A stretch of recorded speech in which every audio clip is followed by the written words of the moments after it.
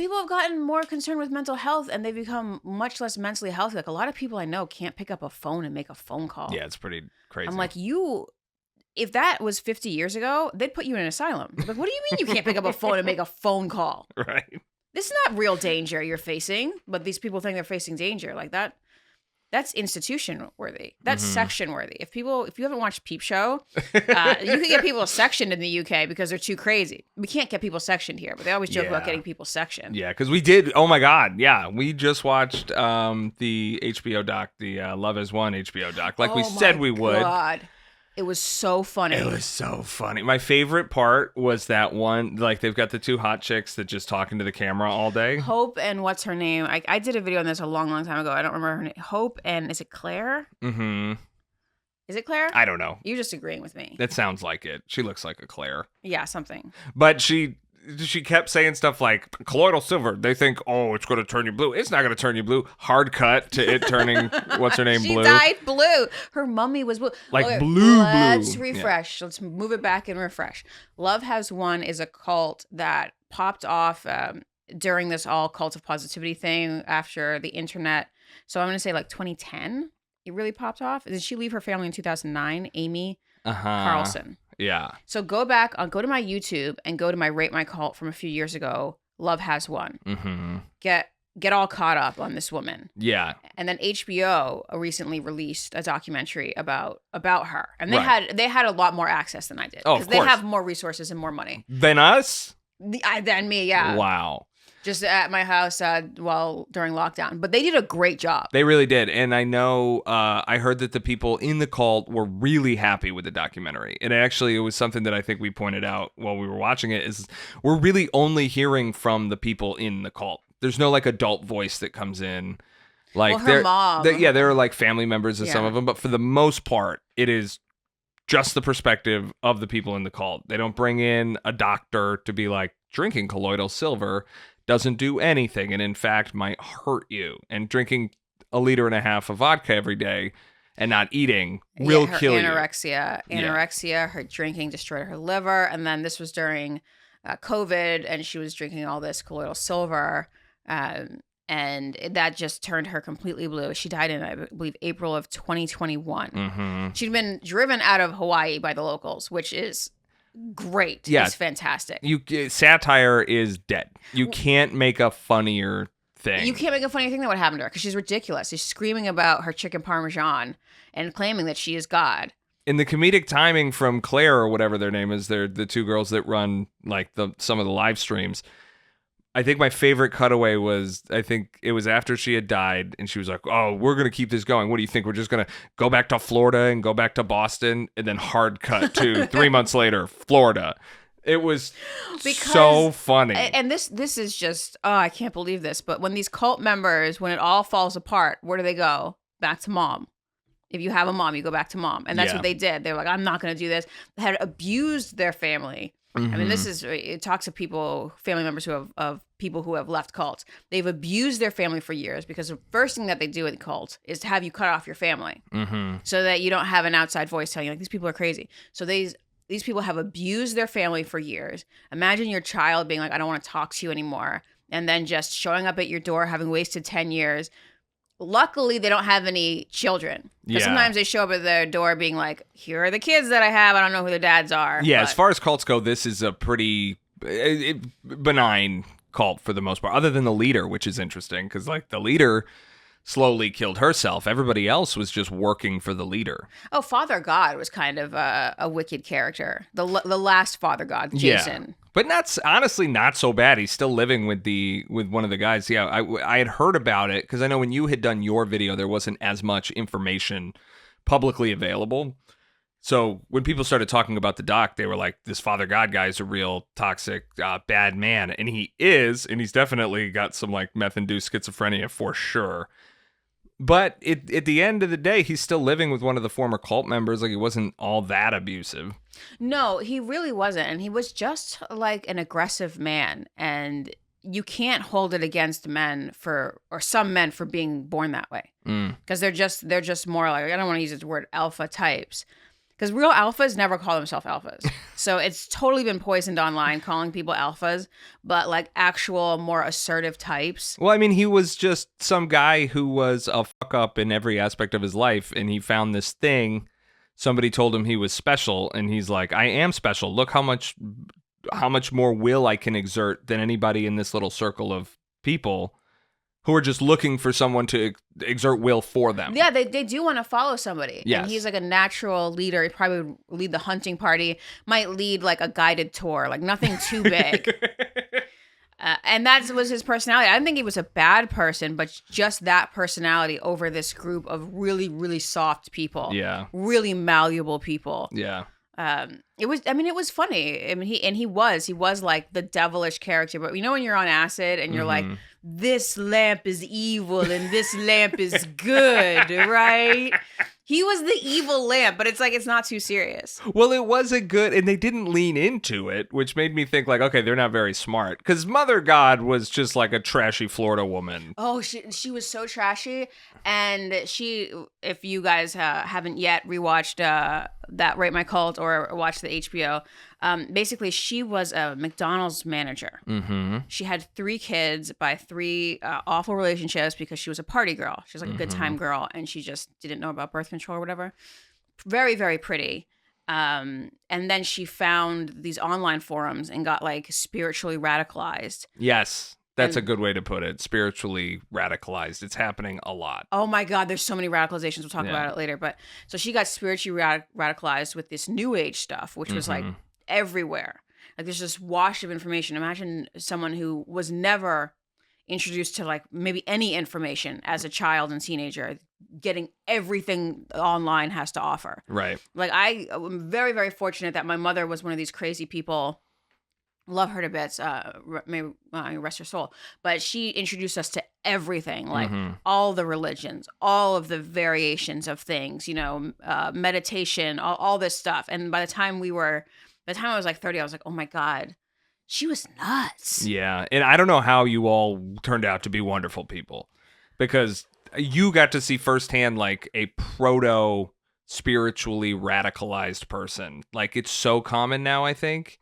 But back then, you had to really work for it. Yeah, you had to work for it. You had to go find the pamphlets. You had to go to the temples. You had to be like, what is this weird building? I should go inside. Right. With no thought to the time I have, my family. You know what I mean? Like, bitch, you have shit to do. But no, let me go in this temple and find these things out. And let me take my kids there. You don't know who's around. Whatever. It doesn't matter. But it was fantastic. Like, growing up with that.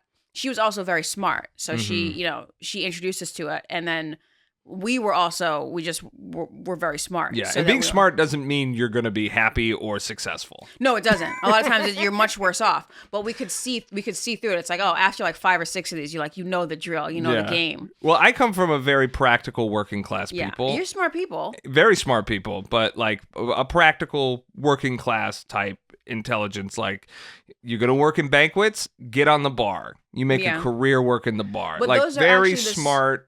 Those are the least likely to get taken. The ones who get taken by these cults are like a little smarter than average. Like they go to school, they're searching for something. Yeah. Like she was searching for something. But I remember there was a moment when like we were talking about the future, we were talking about something, and you were like, yeah, and then I'll go back to college and I'll do this. And I was like, a lot of times people try to make money with their interest, like with the thing that they're doing. Everything you're talking about, like you don't think about money at all. I don't think about money. That's the one thing that I kept from my childhood that I should not. Is I don't think money is... No, and it's beautiful, and if you can do it, that's great. But it's really impractical, and it is a part of this like cult of positivity where it's like, just do what makes you happy.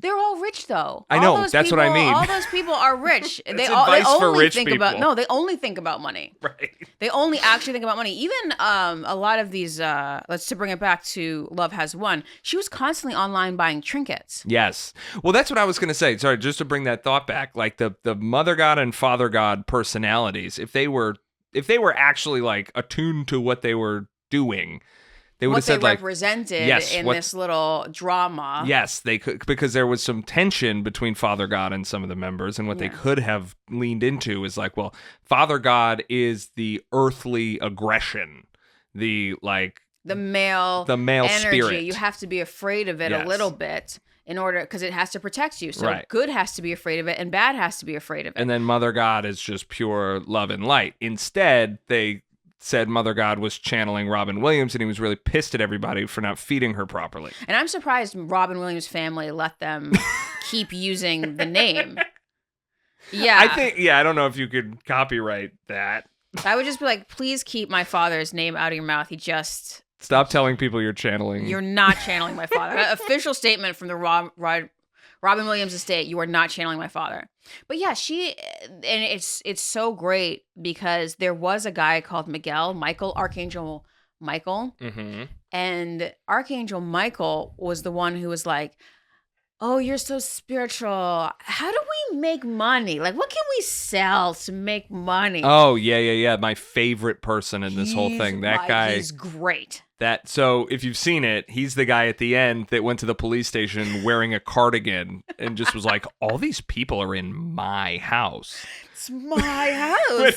But it was the cult house, but it was in his name because he's like, well, it's got to be in somebody's name. It should be in me. Well, I'll just put it in my name. Yeah, for I'll take the hit and I'll do the paperwork. This guy seems like, I bet if you could, he didn't participate in the documentary. I bet if you talk to him, he'd be like, I got 3 bitches talking on the internet about spirituality. One of them's going to pop. And I bet he's been taking money from them the entire time, but nobody looks at the money. Yeah, he was the only one who was paying attention to the money and the accounts and all these things, because I'll just really, really quick wrap it up. Amy Carlson found the first father god off of this website, abandoned her family, her children with her mother, went off and was mother and father god to this first guy. It was the first hookup. It's like, whatever.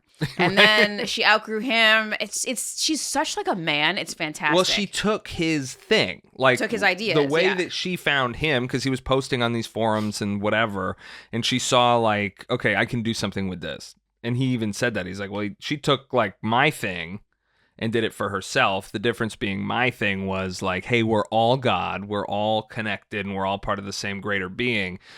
And she took it and was like, okay, cute, but I am God. Yeah, well, I mean, that's been going around, at least since Alan Watts, and then before that, spiritualism at the turn of the century, and before that to, thousands of years. So it's not like original, but she just was like, oh my God, what is this? It has to be must have been her first experience with it. Right. So she took it, which would technically be in a satanic turn, to make it about herself. Yes. The ego. Interesting. So she took it to make it so she was God.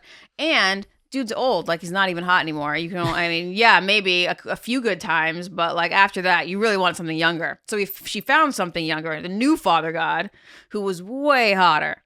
And he didn't think he was Father God, but she's like, no, you are seriously Father God. Like, and he didn't think he was attracted to her, but she was like, no, you were totally attracted to me. Mm-hmm. So that Father God ended up turning on her because he knew it was all bullshit. Right.